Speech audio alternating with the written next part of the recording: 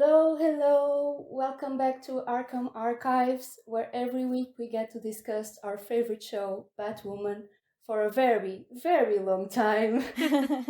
Seriously, we hope you enjoy our hour-long rambles because there is a lot to talk about after all. So true. As usual, my name is Anna and I'm joined by my lovely inmates and co-hosts, Inês and Fran. Hi. Hello. So, before we move on to the main section of the pod, and because we love talking about everything, this week I want to ask you, is there anything you've watched or read recently that you would like to share? Not really. I think TV is pretty boring these days. No offense to anyone out there, but So true. Yeah, I haven't watched anything. I mean, we finished watching Dickinson at last, Yeah. but I'm kind of sad about that. So, other than that, life has been pretty boring. I'm waiting for my Hunger Games books to arrive. Yay! While ignoring the huge pile I have of Game of Thrones books. But yeah, that's me. What about you, Fran? I think it's pretty cool that we've decided to read the Hunger Games at the same time. Yeah.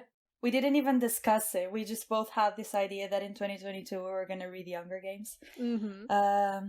Our mutual friend Kika, she lent me her books. I'm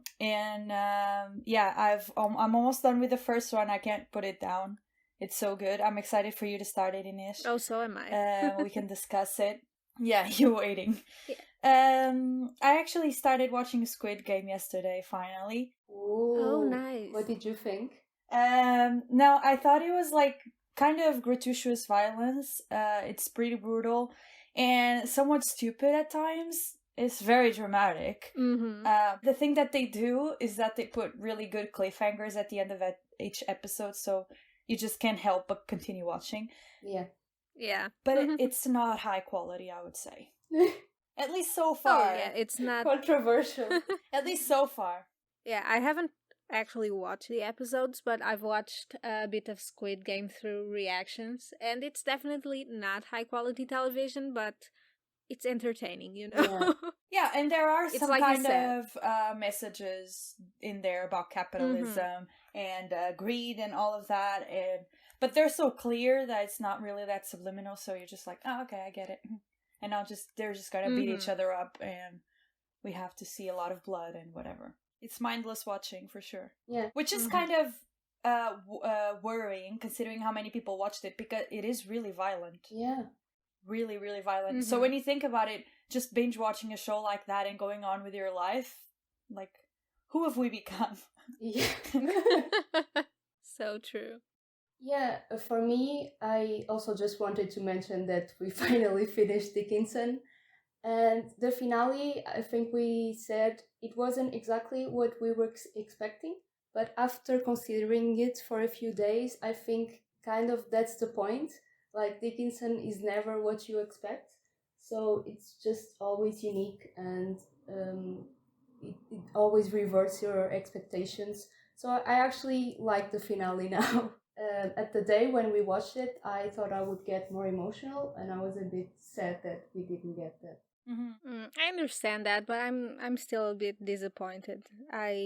Especially with the abrupt change at the end. Like, I don't know. I was expecting a bit more. You know, I get them wanting to. I think abrupt is the perfect word. It was like it was pretty much like a normal episode until it wasn't, you know? Yeah. I think what would work is if they had one episode to wrap up all the storylines, like the first part of the finale, and then the dream sequence, it could be a whole episode easily. Totally agree. And I think that would make sense in my head. Yeah, absolutely. Totally agree. Yeah. Now, because we had so much fun when Inês put us on the spot last week with our surprise question, I have one too. And just so you know, the girls have no idea what it is. They didn't have it on their script. So, you know how we have been talking a lot about tattoos this week? And Inês even promised we'd get tattoos if Batwoman is renewed.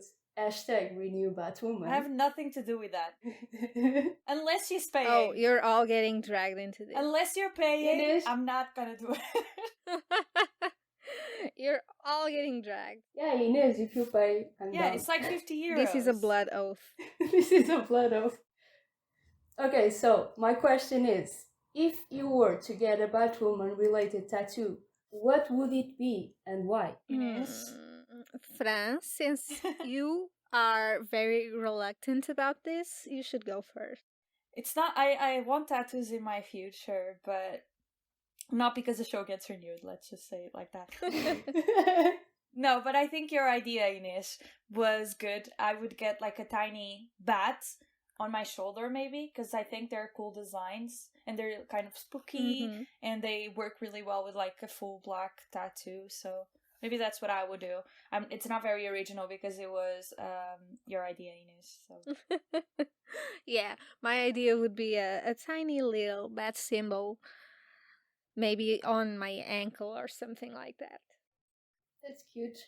I thought about that, and also the ivies. Ooh. Like, I think you showed, Inês, that you wanted to do that. I mean, technically, in your arm. I already beat the challenge. Yeah, technically okay? it's an ivy.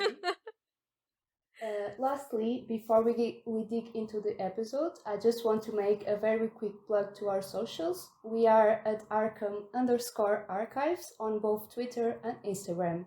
We would love to talk to you there, and Inês hosts amazing live tweeting sessions every week when the episode airs, so you can comment with us there. We are available on all major streaming platforms, and we would be so thankful if you can leave either a review or a rating. It would be very cool if we're able to reach more people who love Batwoman just as much as we do. And speaking of, shall we get to the fun bit? Hell yeah. Let's go!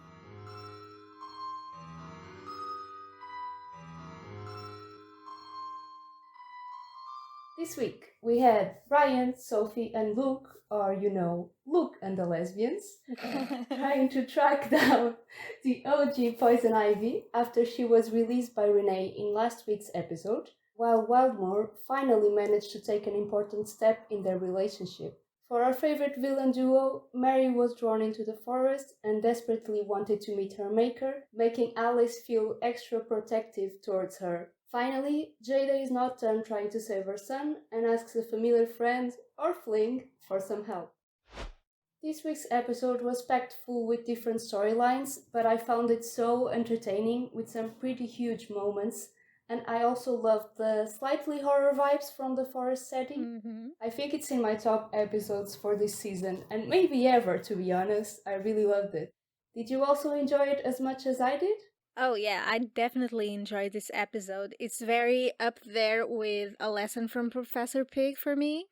I really love the thriller/horror vibes, as you all know, and this episode was full of that.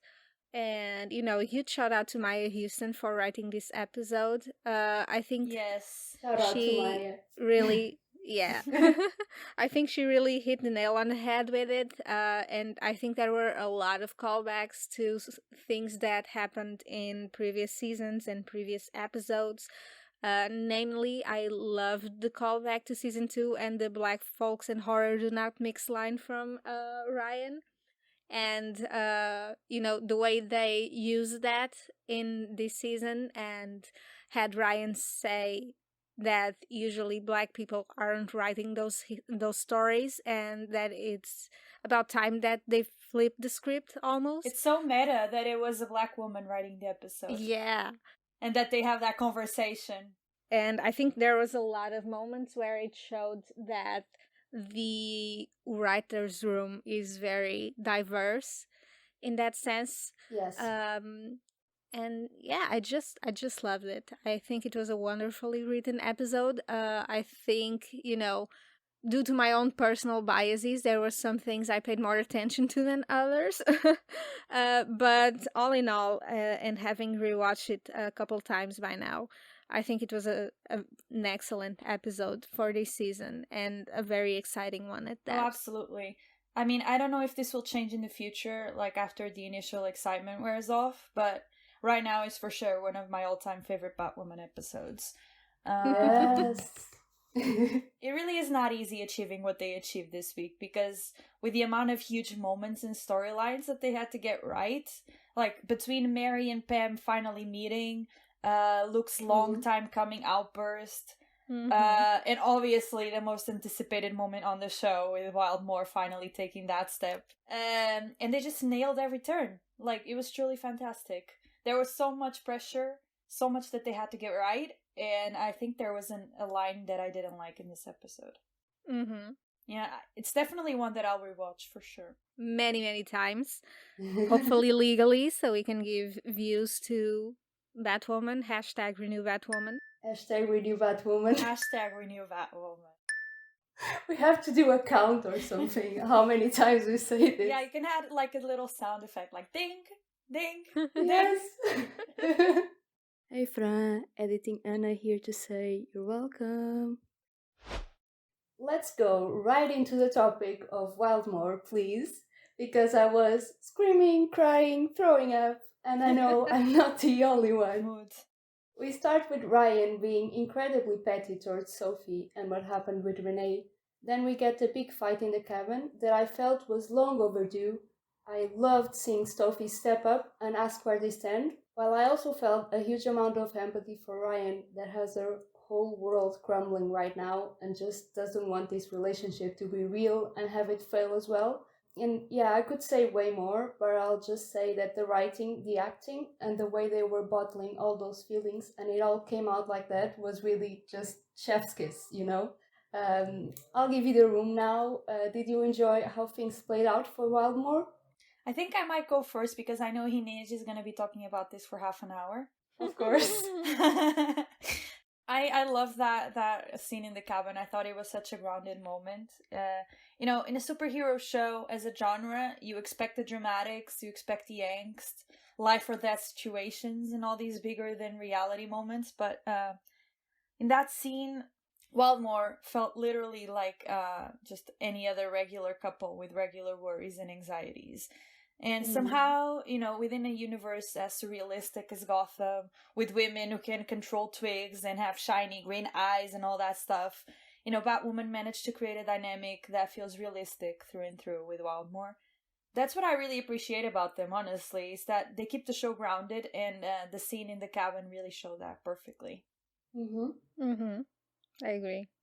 That's all? Yes, you can go crazy now, girl. Inez is like, that's it?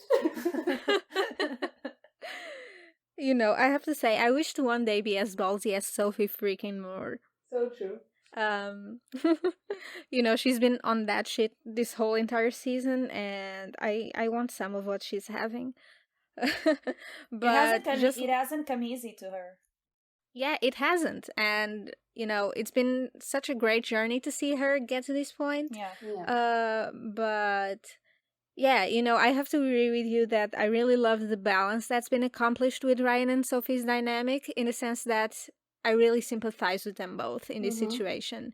It's very easy to understand Sophie's side of the story and her not liking that the ground her and Ryan stand on is unsteady, especially after all that's happened between her and Kate, and given Sophie's whole journey of accepting herself and learning to stand up for who she is, and living her best queer life in the beginning of the season. Yes. But it's just as easy to understand that, given all that's going in her life as of late, with becoming Batwoman and the whole thing with her biological family and Bat Team being in shambles, that Ryan is, as she brilliantly put it in this episode, tired and doesn't feel she has the energy or the willpower to keep going, let alone to pursue anything with anyone. So I've been really enjoying the way that their story unfolds, and I think this episode was like the perfect, especially the scenes in the cabin were like the perfect culmination of everything that's been going on between them. And as I've said it before, and I'll say it again, Batwoman is not the most highbrow show by any means, but it has a very dedicated writer's room, and I genuinely love the writing in this show. Yes. And I think that really shows with Wildmoore. I really loved their progression ever since the first moment we saw the characters interact. I loved that they had, a shared history between them before we even got introduced to their dynamic in the first place. I loved the enemies to lovers thing we had going on with them and how none of that has been forgotten, even in the same episode that we're currently talking about. Yes. Yeah. And yeah, I really feel fed on all fronts. Like you said, Fran, it feels like a very fleshed out relationship, and something that didn't just pop up out of nowhere. It's been a long time coming, and the characters themselves are very fleshed out and very complex. So I really can't wait to see the characters in an actual relationship, because I feel like the writers will be able to do them justice after all that we've been through already with them. It's great that they're so developed individually, and you can really feel that they will be great support for one another because they're so complementary as individuals. They have things that the other doesn't. And I think, honestly, Ryan shouldn't worry so much because Sophie is really a rock that you can stand on with your eyes closed, and she is not gonna budge. Yes. She is literally there. She's such a loyal person, and I just hope Ryan lets go. I understand her anxieties 100%, trust me. But yeah, she's good with Sophie. I think Sophie's the best girlfriend they could give Ryan. Now, the kiss. We really are just covering all the tropes for Wildmoore, and it's becoming a running joke, but hey, they're finally canon. At last. Yeah, at last. I love how the writers really went and gave us "shut up or I'll shut you up" trope. Were you expecting this kiss, or did it surprise you? I was definitely surprised. If anything, since it was Sophie that gave Ryan an ultimatum, so to speak, before they got interrupted at the cabin, I kind of expected to have Ryan take that first step. But like we talked about, it's just so fucking great after Sophie's journey of self-acceptance in past seasons, seeing her being in charge and deciding that if Ryan isn't moving forward with their relationship, then she's gonna take it upon herself to do something about it. And she finally answered all her and ours, let's be real, all our questions. And yeah, I'm a sucker for tropey moments for ships. They're cliches for a reason. Your heart always skips a bit every time, if they're done well, obviously. And I'd say it was done perfect this time. And also, Ryan's dopey smile after the kiss, it was so cute. Yes, it was so cute. Baby. Very baby of her. It's like all the worries she had faded away for like a moment. It was very, very cute. Yeah, the shut up kiss was great in my opinion, and even though it can and should be written down as Wildmoore's first kiss, we all know that a real first kiss is coming up now, and that prospect somehow has me even more excited. But as far as expecting it goes, I was half expecting the kiss and half surprised by it, if I'm honest, because while I was live tweeting, I remember posting something along the lines of manifesting a Wildmoore kiss tonight, but I was still electric and a bit in shock when it actually happened, because we're so used to shows not doing that. It's almost like watching a fanfic play out, but like in a positive light, I have to say that the moment where Sophie asks Ryan, what do you really want in the cabin, was really serving Harley Ivy vibes from the Harley Quinn animated series. But yeah, I really loved everything about it, and I'm very excited because I think Ryan will be the one to initiate it the next time, and I'm very much looking forward to that. Let's go. Yeah, I think for me, I was expecting it because the writers teased it so much. Not the kiss, but they were always saying like, "Oh, get ready for this episode. Oh, you're gonna die with this episode." I'm like, Look, I have beef with them. This is very sus. Because you can just, let's be real. Every episode of Batwoman, you have to come prepared. So like them saying prepare yourselves is nothing new. So I wasn't quite grasping how prepared I'd have to be, actually. I also wanted to talk a bit about Ryan specifically. Man, she's going through a lot right now, and I have to admit, I've been feeling a bit disconnected from Ryan in the last episodes, with her decision making not being the best. But in this one, I really felt for her. I started getting emotional when she was talking to her mom on the grave. And then later, when she says she's exhausted and just wants to sleep. Same. First of all, moods. But also, give Ryan a break, please. Do you also want to give her a hug? You know, I do want to give her a hug. And I think Ryan deserves a damn vacation because I swear to God she has the weight of the world on her shoulders right now. She should be going to Santorini with Mary and Alice. So true. You know, her talk with her mom at the beginning of the episode, asking her how she managed to do it all, really served as the perfect way to showcase how Ryan has been feeling, having to juggle all of these responsibilities that she didn't have before. And you know, you can't help but feel for Ryan. She's a very relatable main character in a lot of ways, but especially to me, at least, in the way of how she deals with things and how she feels overwhelmed by them. And you know, even her line, the "I can get out of my damned head" line, like, girl, same, you know, that's you know, that's what I deal with on a daily. And like, are we gonna talk about how Ryan's line of thinking with Sophie blowing up the truck was low-key suicidal? Like, I'm truly worried for her. Yeah. Yeah, like, I think they just skipped over that. Like, she was just saying that, but that was really deep and dark. Yeah, and Sophie got mad. Sophie got really mad. Yeah. As she should. But yeah, it made me really sad to know that that's Ryan's headspace right now. And I hope the show, you know, continues to address it a little bit more as we go further down the rest of the season. And, you know, just let her go on a vacation. She deserves it. Let her go with Mary and Alice. Actually, trip. Exactly. Actually, take the whole team. Listening to boys who sing about condiments. Exactly. Exactly. You know, take the whole team out. Go on a vacation. You know, Gotham can handle itself for a few seconds, and you know what? If it can't, then that's also okay. Let them all kill each other. I want a special episode where we just get to see them go to the beach. Oh my god, yes. No drama, just drinking and having fun. Just vibes. It's like, you know, that Pose episode where they just go to the beach? Yes. Do you remember? I want something like that. Oh, I miss Pose so much. Yeah. And you know, it's always tricky talking about this sort of storyline for heroes in this genre because, you know, these types of shows all follow the same formula, kind of. And that is trouble upon trouble, piling up, targeting especially the main character, obviously the main hero. Like, that's it. That's the show.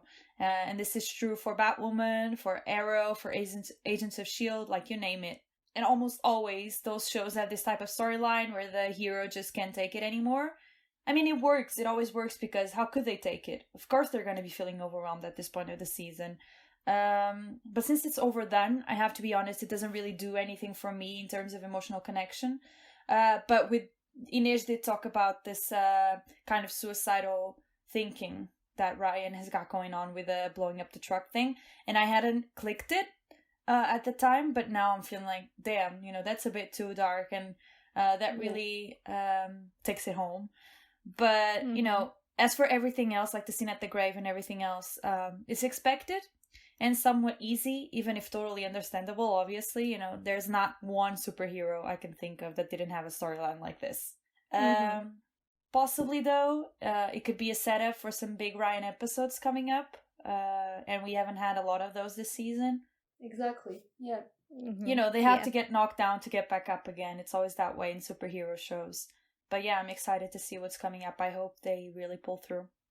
Yeah, for me, I know it's easy, but it makes me connect with Ryan more than when she was just going through, you know, every bad decision in the book. It just makes her more human, and that's why we're here for, you know? Yeah, that's why I'm such a huge fan of superhero shows and movies. I mean, I'm saying they all have the same formula, but I'm still sitting and watching every single one of them. Like, I don't get tired. I don't get tired because, you know, it's great to see a superhero then be like I'm struggling. It makes you feel better about yourself, because if a superhero goes through that, then you can be a little bit easier on yourself too. That's why this genre is so good and works so well. Mm-hmm. And I mean, it's a formula because it works. We all didn't. Exactly. We weren't particularly fond of Hawkeye, and then we watched Hawkeye, and we were like, okay, maybe this guy isn't, that boring, that useless. So, watching characters, the superheroes go through very human struggles is always, it's always a nice touch. It's predictable, but it works. Yeah, it works. Yeah, it works. It's true. Speaking of people who need a hug, oh my god, our boy finally got his arc moving along, and it's so exciting. I loved how pissed he was at the beginning. That's exactly what we were saying that was missing previously. Yeah. And then he finally talks about his feelings, which was also a long time coming, and I was super happy about it. I was so pleased with how this was written, but what did you guys think? I'm thinking, where was that damn energy last episode, Lucas? Precisely. Yeah, for sure. I just need to say thank you, Maya Houston and Caroline Dries, for finally making this happen. Ooh. Because, goddamn, it was a long time coming. Because his arc kept being forgotten in a bunch of previous episodes, like you said, Inish, and cameras, he was working with what he was given. He only managed to somewhat keep the momentum, because for a casual viewer, like, don't you guys think that this outburst feels like it came out of nowhere? Of course, we have a podcast about this show, so we retain a lot of information and metaphorically chew on it every week. But come on. Mm-hmm. I mean, let's compare last week's look to this week's look, like you were saying, Inish. Yeah, this outburst should have at least one scene in last week's episode, Yeah. It should have hinted at the bigger outburst that we had this episode with Luke. Yeah, it's like his mental health arc keeps skipping weeks, and that's not how it works. Like, you don't just feel pissed off one week, and then next week you're like, oh, I'm fine, like, I'm alright. Yeah, you can kind of see it as him just bottling up all the episodes and not really even talking much, and then in this episode it just explodes. Mm-hmm. But yeah, it does feel like they just remember this episode that Luke exists. And while I think it was well written, yeah, it was kind of out of nowhere. His scenes in this episode were really good, but this season really has been an ungrateful one for him, I would say. Also, I don't appreciate how it took like one only okay pep talk from Wildmoore for him to get over it and get to it. Mm-hmm. That's not how it works. Either way, at least we got something. Yeah. The scene where he saves the kid made me really emo. But as well, like, if you look at it from a distance, it's like an easy cliched moment. But the scene at his dad's grave at the end was really beautiful, so... I mean, I just love Luke. It's a known fact. I've loved him since season 1. He's one of the few male characters I think deserve rights in television. Even though last week we were all sort of complaining about the lack of relevance Luke has had so far in this season, it was great to see him share some of the spotlights with the rest of the team again. I don't know how I feel about Luke bearing all this guilt about the current state of affairs, but I do understand where he's coming from, and just like with Ryan, I do also want to give him a huge hug. I really appreciate him coming to terms with the fact that he doesn't feel ready to wear the suit, instead of like continuing to blame his father and blaming everything that's happened. It's understandably easier to place the blame elsewhere than to stop and look inwards, so it's nice to see that he's finally taking the steps to be able and prepared to become Batwing in the future. So I think this was a botched kind of plotline for Luke, but nonetheless a very important moment for his character. And I'm very excited to see what's in store for him, and I hope he gets his shit together soon, especially with Mary being kind of in danger. So yeah, I also think it was very sweet of him to save the little boy, even though the boy ruined the whole thing. I was actually very pissed. You were like, let him die. I was so pissed. Yeah, I was actually like... I'm sorry, but Ryan Die, literally kid. told him to shut up, and he goes around yelling, Batwoman, Batwoman, like, shut the fuck up, kid. Now, moving swiftly on the Pam and Renee storyline, I think it's just such a complex relationship, but honestly, I'm just here for it. I really like it. And Renee said she didn't want to release her, that she got wrapped in the moment. I know we said last time that she was probably torn until that last moment, but honestly, this time I didn't believe her. I think deep down she always wanted to free Pam. Did you feel the same, or do you still feel that she was really torn and she didn't really want to do that?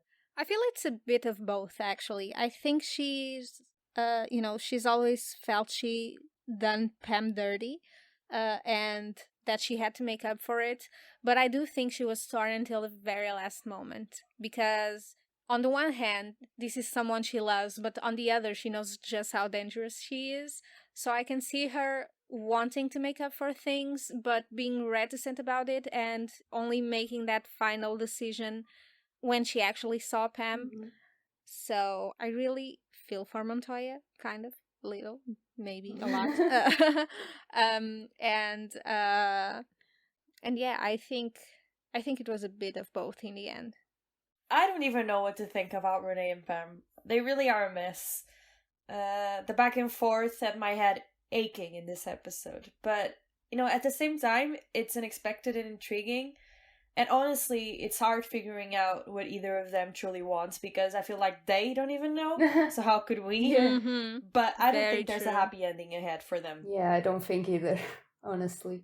I have to agree with you, though, that their whole back and forth had me both craving for more and also wanting to cower in a corner. Yeah. I'm not at all a confrontational person, as you know, so watching them call each other out had me stressed. And then we had the whole thing with Isley mind controlling Montoya and Montoya having gained, this sort of immunity to her powers. Mm-hmm. And that's very Harley of them, even though with Harley and Ivy's the one who made Arlie immune to poisons in the first place. At the same time, I really enjoy that we get to see these two sides of their relationship and how at the end they're kind of toxic for each other. They are very toxic for each other. Yeah. Yeah, when they were like, yeah, okay, we're toxic, but are you gonna leave? That was funny as hell to me. Yeah. Yeah. With that being said, though, I think it's foolish of the writers to think that the audience that they have would look at Pam as a villain in any capacity. Yes. She's a baby. Pamela Lamb is not a villain. But also, if she could do all of this with half her power, I'm kind of scared, kind of terrified, kind of into it to see how Miss Isley is gonna do when she's back to 100%. Yeah, it's exciting because I think we all know it's not gonna end well, but the journey to that ending, I have no idea what's gonna happen, and it makes things exciting because she's unpredictable. Like we saw, she can trick people, even the person that she loves the most. So what can she do to other people? And I'm kind of scared for Mary, to be honest. Oh yeah, we'll get into that. Yeah. I have some things to say about that. Yeah. Yeah, I also just found it pretty funny that in one scene they're so mad at each other when Pam is feeling betrayed, but the next they're being all flirty and cuddly talking about plants. I mean, that's the gay agenda. No, but for a moment I was just thinking, is this a flashback? Why they were so mad at each other the other scene and now they're just being in love and flirty, and I was very confused. Alright, we reached the Mary and Alice regular section of the podcast by this point, also known as our soft hours because we keep falling more and more in love with this dynamic. I was personally the softest I've ever been for them. My heart just completely broke with protective Alice, Mary saying she's the sister she never had, Alice fucking mentioning Beth being dead. I mean... that pouting emoji that we use? I was that pouting emoji the whole time with their scenes. I was upset. Upset, actually. Upset I was and upset, But I was also like, Alice, why are you being so soft again? I can't deal with this. Please stop. And then when she mentioned Beth, I'm like, okay, that wasn't called for, Alice. Like, they were just rude. And yeah, I just want to know, what was your favorite moment of theirs this episode? Someone? It's my time. It's my moment. My favorite moment will have to go to Mary being outed as Army, and Alice unexplainably being one of those people just can't stand boy bands. I'm just very sad and disappointed. That was disappointing. Yeah. I think that's the worst thing she's done on the show, and she has literally killed people. So that's why she's a villain. She doesn't like BTS. I'm finally done with her. Like, she has harmed our heroes and done all this shit, but not liking BTS, no, that's a deal breaker for me. I'm done with she said. Alice is no more for me. No, I'm just kidding. But but for sure, making Mary Army, no, she was already my favorite character, and I'm just bowing down to her, like, she's everything. Of course she listens to BTS. Have you seen her? Hot people listen to BTS. So true. You know, hopefully by the end of the season, Mary has converted Alice. You know, no one can resist Kim Tae-young, not even Alice Kane. So that's what I'm hoping for the last episode of the season. Let Maya write another episode and let her write Alice into being like, okay, maybe you're right. Maybe they are kind of cool. Yes. And that's it. Then I'll be satisfied. Redemption arc. Redemption arc. That's Alice's true redemption arc. You know, you can just add Maya and say you want to be friends with her. Is it that obvious? I mean, a little. A little lot. You know, Maya, if you ever want to come on the podcast, we're happy to have you. Oh my god, yes. A 1-hour rant about BTS. About which BTS member is the favorite of each Batwoman character. We'll make a whole special about it. Yeah. Okay, so as far as my favorite Alice and Mary moment go, it has to be the part where Alice was very, very soft and they were talking in the car before Mary, you know, knocked her out, basically. I absolutely fucking love to see Alice genuinely concerned about Mary and her well-being for once. I love the whole despite all of our baggage, we both found the sister we always wanted line, because that's what we have been talking ultimately about them, that, you know, they would find in each other what they haven't found before. And I really loved all of that. I think now we finally have to admit they're sisters. You know, very sad. begrudgingly so. But Mary stopping Alice from going to save her, I hate it here. But also Pam probably would have killed her if she tried to come between them. So it was probably for the best. And, you know, as far as the two of them go, we've been talking a lot about Mary potentially doing something that she can come back from while she's under the influence of her powers. And, you know, we finally got it this episode. She actually killed someone. So I'm very curious to see how that plays out, especially because, as Tasha from Married to the Real pointed out, the child got Mary killing his father on video, and Alice found that. And, you know, I think that's what's ultimately gonna lead Alice to get back to the Bat team, because as much as she loves having Mary as her sidekick, she's gotten to a point with Mary where she understands that Mary's humanity is what's so great about her. You know, she loves people, she loves to help, she loves all these things, and now she killed someone. So I think Alice is going to understand that this has gone too far and that she's like way in over her head with Mary. So I think it's time for her to call for backup, and I'm very, very excited to see Alice be the one to like pull through and try to get Mary back out of this. And, you know, I'm very much excited for that. I'm very soft for them. I love everything about it. So you think this is going to be the turning point? Because I hadn't considered that, because I think what Alice keeps saying, at least, is that she just wants Mary to be safe So her killing someone, I didn't think that as a deal breaker, you know? I think Alice just wants her not to get hurt. Yeah, I So, mean, I yeah, think that's an interesting take. yeah, I think the two kind of go hand in hand because she knows Mm, that like if Mary comes to, this is gonna be something that's gonna hurt her in the long run. And I also think that she kind of wants her away from Poison Ivy because she knows, as she pointed out, that Ivy has killed people and she doesn't want anything to happen to Mary. So I think it's like a culmination of things.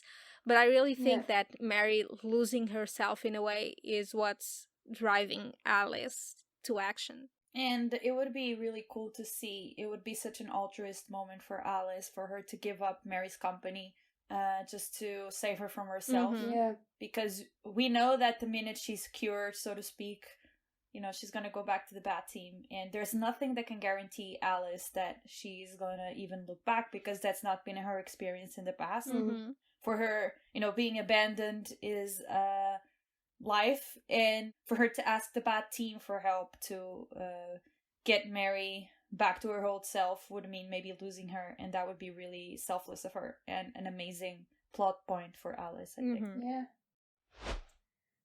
We also had Mary first meeting the OG Ivy, and there was such a tender moment, and I'm personally already terrified for when eventually Mary gets back to normal and they stop Pam, because I think that loss will definitely be felt. Did you enjoy this first meeting, or were you expecting something different? That's an interesting thought, actually. Like, it would be sick if they made it so Mary can't leave without Pam. Like, imagine if they came to a point where they figure out killing Pam means killing a part of Mary. I'd like that. Oh, that'd be so nice. Yeah, this bond they have is so fucking cool. When Pam talked about how a piece of her created Mary to bring Pam back to health, I loved that. Yes. I love seeing it play out on screen, and their meeting was just chilling. I didn't check because I was too focused, but I most likely had goosebumps. It was just gorgeous. The directing, the acting, the visual effects, so powerful. Mm-hmm. The entire Poison Ivy storyline is some of Batwoman's best work, for sure. Like, I'd go as far as to say that Alice's character arc is number one, and then this comes right after, for me personally. Oh, interesting. I really love their meetup, and I find it very heartwarming that Mary wanted to meet Ivy because she's grateful for the powers that she got from her, but I'm not sure how's that gonna work out for our Miss Hamilton, because we know that Isley wants her powers back. So it's gonna be interesting. Loki, though, they should have kissed in that scene, I have to say. Like, we were all thinking it, right?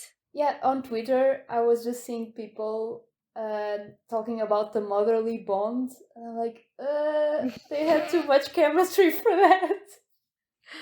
But with this show, we're all like, anyway, so queer stuff. we all have odd takes when people are like, oh yeah, they're sisters, they're mother and daughter. We're like, they're gay. I don't know about that. Exactly. Always the answer. But yeah, I'm low-key kind of worried about Mary next episode. I don't know if Isley has the best intentions for her, but we'll see how it plays out. I'm excited nonetheless. I'm very much looking forward to this, because the thing about never meet your idols. Yes. Yeah, so she met her maker today, but we'll see how it plays out. Yeah, I think she has some second intentions, even though it all sounds really nice now. Yeah, she's not a villain for nothing, you know. Exactly. I mean, I love Ivy. You know, I'm an Ivy supremacist. She's easily one of my favorites, if not my favorite DC character of all time. But yeah, I wouldn't. This version of Poison Ivy, I wouldn't trust her. I wouldn't put my faith in her. Yeah, what if she figures out that killing Mary and absorbing her power makes her more powerful, and so the Bat team has to kind of go after Renee, but they figure out that the opposite is also true, that killing Renee means Mary becomes less powerful in a really significant way. So that would be like a cool dilemma for them. Mm-hmm. I also think, though, because in the interviews they've described the relationship between Mary and Ivy as, that of a mentor and their mentee or whatever the fuck is called. Yeah, mentee. uh, so, it can go either way, really. Either they'll hit it off and Ivy will kind of train Mary to fully take on her powers, which I think is unlikely, or Mhm. shit will hit the fan. And I'm leaning more towards that option. Yeah, I think at first it's gonna be what she said, that she's gonna want to train her. It's all gonna be really beautiful and nice, and then in the end, she's gonna realize that she can use Mary's power to her own good, and shit's gonna go wrong. I think. Mhm. Lastly, we have to talk about Jada. So, first of all, what do you mean she had a fling with John Diggle? As someone who watched Arrow in it, I think you can sympathize that this is very strange. I mean, I know Deagle's wife and daughter I have a connection, and now he has a thing with Jada. Exactly. I have to say, I was looking very disrespectfully at them. But I'm also kind of nosy, so I was kind of into it. So it's very, it's tethering on the line. but yeah, I'm just like you. I remember Dale with his daughter, with his wife, so it's like, I'm not so sure about it. I'm not. Yeah, it's like Keep I it away. trusted you, Diggle. You were an honorable man when I knew you on Arrow. So what are you doing now? What did you do? I mean, but this all had the vibes of them knowing each other way before any of that. So You think that? I yeah, got the impression it was an affair because he said I got back with my wife. yeah. But I mean, So I also kind of saw it in the way that because Jada was talking about you can take the girl out of the streets, but you can take the streets out of the girl or something like that. And I mhm. very much took that as they know each other from way back when.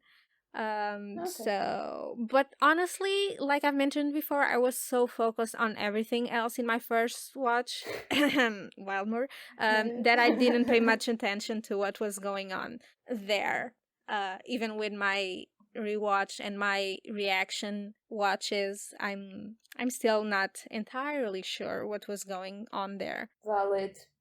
But yeah, at the end of the day, I always love seeing John Diggle back in our screens, and it just brings me comfort for whatever reason. So it's very cool to me that Diggle started out as this side character in Arrow, and now David Ramsey is all over the DC TV universe, guest starring, directing, what have you. So yeah, I was interested, and I really enjoyed seeing the joy buzzer being brought up again in this capacity of Mhm. it being able to perhaps reverse what happened to Marquise, even though I'm not entirely sure of the science behind that, but Yeah. we'll roll with it. Uh, so it's bound to create some more tension there, and it's probably gonna backfire because, as we mentioned, we don't really see a nice outcome for Marquise, but you know, Yeah. it's also starting to become really clear to me that Jada does care about Ryan and is trying to protect both her and Marquise. So I'm really excited to see how that develops because I don't think it's going to be all that easy, and perhaps she's gonna, have to make some very hard decisions in the near future. Mhm. Okay, now I just had a question here if we think Deagle has anything to do with Ryan, because I don't think so. I think he just came in this episode, to make this role, but it was also super sus that he had a thing with Jada just randomly. Do we know Mm-hmm. if Marquise's dad is Ryan's dad? We don't, but I think I'm still on that. Ryan and Luke are half siblings actually trained, so I'm still thinking that Lucius is Ryan's Yeah, dad, same. Okay. and that Ryan, Luke, and Marquise are all half siblings in Same. one capacity or the next. So I'm riding on that train. I don't think Diggle has anything to do with it. I do think that the guy we saw with Jada was Marky's dad, and yeah, but I'm excited to Mhm. see all of that. it's Yeah. about to get messy. What a family. If Ryan thought she had family problems before, poor girl. Yes. Yeah, speaking about Jada specifically, I have to say I'm not thrilled about the resolution for Marcus returning to normal being, oh, just jolt him back with a joy buzzer.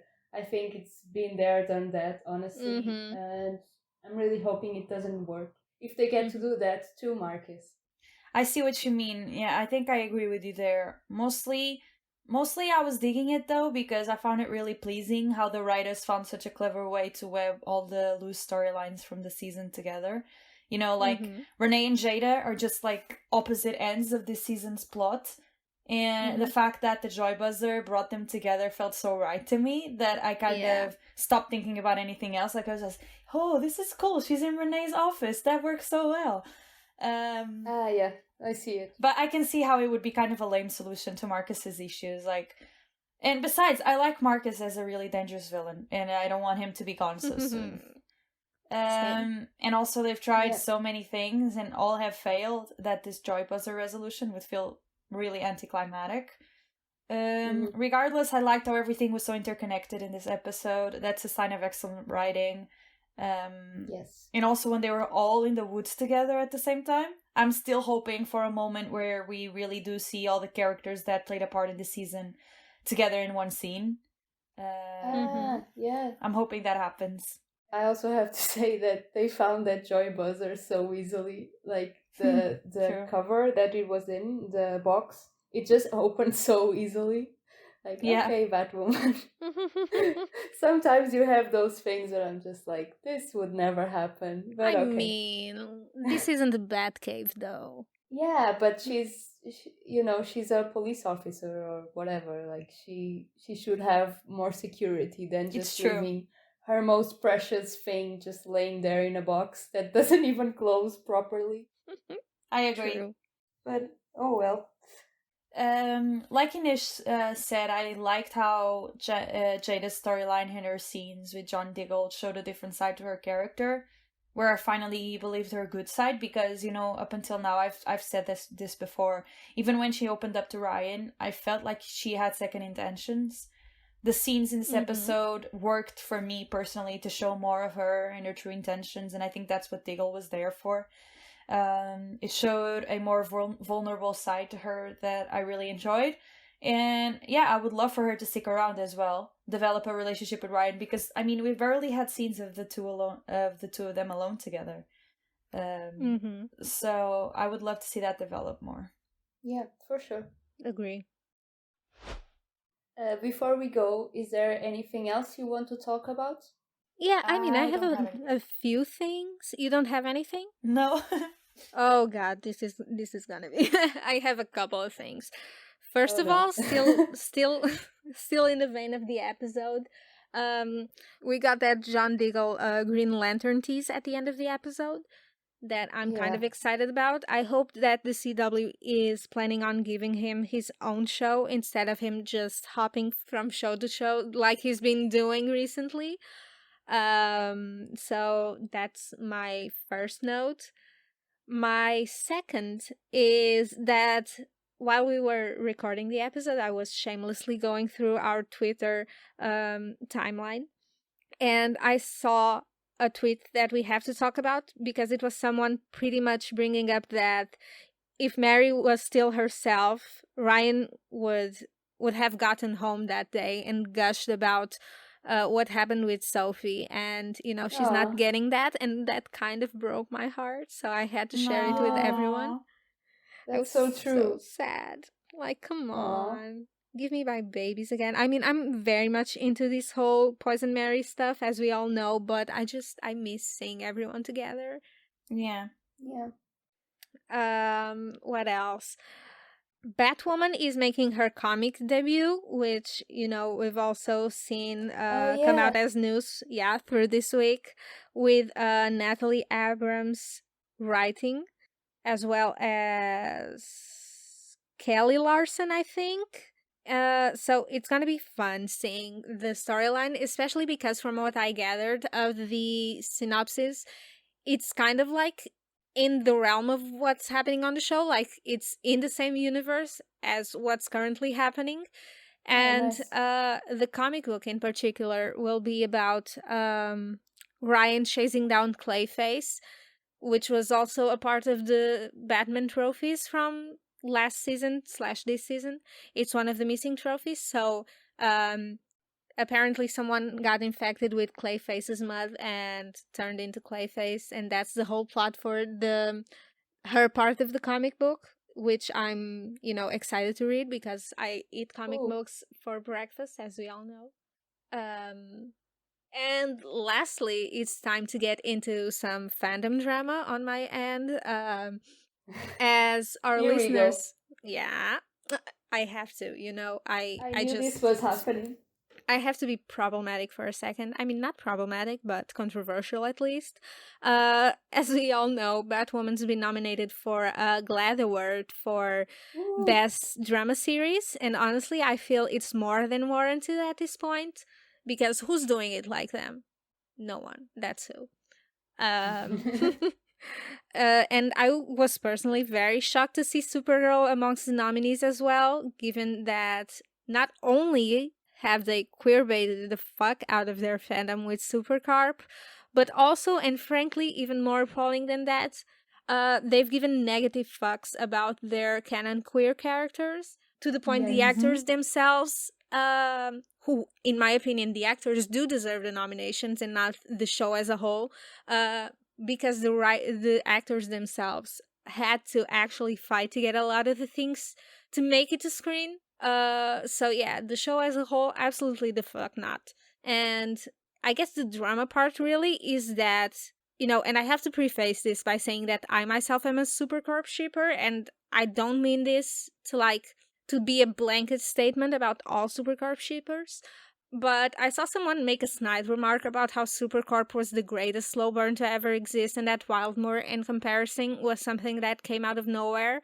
and made no sense. And, let me tell you, I saw red in that moment. First off, I only quit Supergirl because I decided I was done being baited, so if you haven't, that's your problem. Period. If you're still being baited in 2022, I mean, that's literally a choice that you're making, because when shows like Batwoman exist and you still choosing to go all out for a ship that isn't even a ship, and giving these writers that are literally making a joke out of you the opportunity to do so, then that's on you, and don't project it on people that are actually watching shows that are led by queer characters, and explicitly so, who've had plenty of girlfriends and plenty of action on screen. So if you're mad about something, take it upon yourself and look inwards. Don't be projecting on shows that are doing something to change the narrative. Exactly. Period. And I mean, you've written a whole thesis on queerbaiting, so you know where I stand when it comes to... you know where I stand. We have a scholar among us. Yeah. We do, Very highbrow person over here. I mean, we're all grads, so... Yeah. But... whatever that means right now. Exactly. Anyway, let's not get into that. But you know where I stand when it comes to fandoms being queerbaited, and how I think the writers need to be held accountable to that. Absolutely. And I see validity in non-canon ships and people wanting them to get together, but you just cannot and should not place them and compare them and want to embolden him next to a ship that is canon. That pisses me the fuck off. Yeah, and don't say that they're doing anything for the queer community, because if anything, they're not. They're the opposite of doing something. They're harmful. Taking steps backward, actually. Yeah, they're in the way of actually having canon gay ships, Exactly. Just getting queer-baited. Mm-hmm.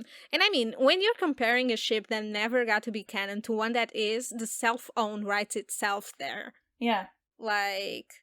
Of course the person got ratioed to hell and back in Twitter, but it's still fucking ridiculous. And also what's this thing of always putting ships against one another? Okay, right? Even if it's queer baiting, they're both queer ships on television, technically. So why are you fighting? Like, Exactly. Like, just for there's the drama. room for more than one Exactly. queer ship. And let's be like, real, we have why... 2 in the show right now. Yeah, why aren't they a fan of Wildmoore at this point? Like, why Yeah, I are was they... gonna get to that. If they do adore queer characters that much, then what's going on? You know, sounds about racist is what's going on. Yeah. And It I'm does not sound sorry to about say it. racist. I'm not sorry to say it. Like, at this point, if you're not watching Batwoman, but you watch all of these other DC shows, Mm-hmm. you're kind of racist. Especially because it's the best True. one of them. Honestly, like, no cap. Honestly, True. yeah. True. Like, wanna get controversial? It is the best one currently on air. Mm-hmm. I'm not Sucks afraid to to say suck. it. I'm For not sure. afraid to say it. I'm not interested in Superman and Lois in the least. Stargirl is cute. You know, I'll leave it at that. I'm not gonna drag all these shows to hell and back, but it's currently the best DC TV show on air, For sure. on the CW, and easily the best CW show overall. So, like... Mm-hmm. Mm-hmm. Hashtag renew Batwoman. Hashtag renew renew Batwoman. Batwoman. And, you know, Wildmoore might have not had like 5 seasons of build-up, but guess what? It's canon. So take your bitter ass elsewhere and keep this fandom out of your mouth, methinks. Why would Yeah. you want 5 seasons of slow burn and a build-up if it means that it's a queer baiting ship? Because it's Right? just bait. Like, at least we got 2 seasons, but it's actually, you know, a normal written storyline. It's not bait. Yeah. That's why Exactly. it happened in less time. Yeah, I the mean, slow look, I'll burn say- for their ship is literally just queerbaiting because it was never gonna happen. It was never... They're never gonna be canon, so... Yep. Exactly. And like, Facts only. you know, and I'll say this, like, not just in queer baiting, but I personally don't find slow burns that last the entire show and they only come together in like the final season to be rewarding at all. And I say this as someone Yeah. who worshipped Amazon and was a huge Pretty Little Liars fan. I don't like that shit. I want the in-between. I don't want to have like 1 season of the characters being canon and getting like barely any scenes and that's it. Oh well, they had a great build-up. Who the fuck cares? I didn't have any proper scenes until Yeah. then. And I don't want that Yeah. for Wildmoore. I'd rather what we have now. And, you know, they still have all that background. They still have all that history between them. We still have, like, all these moments that were building up to what happened in this episode. So, like, I'd rather have that and have a chance at them being canon and actually getting to see their relationship develop on screen than get them to be together in the final 5 episodes of the show and have to, like, picture a life for them myself after Yeah. the show is over. So, like... And if we compare them to the other ship on the show, which I am still holding out hope for, I feel like it's heading towards a place where it's going to be that. And they're just going to be together at the very last episode of the show or something, if it does get renewed. Mhm. Yeah. And I'm not happy if that... I'm not going to be happy if that happens. I want to see Luke and Mary be boyfriend and girlfriend for at least a couple of episodes.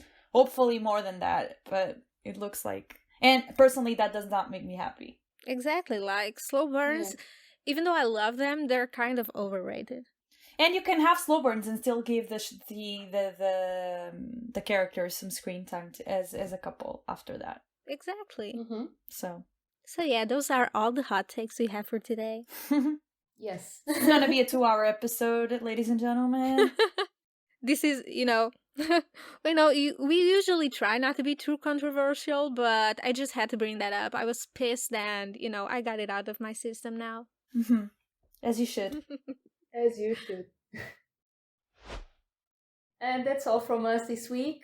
Thank you so much for listening. We hope you have enjoyed all the chaotic and controversial energy.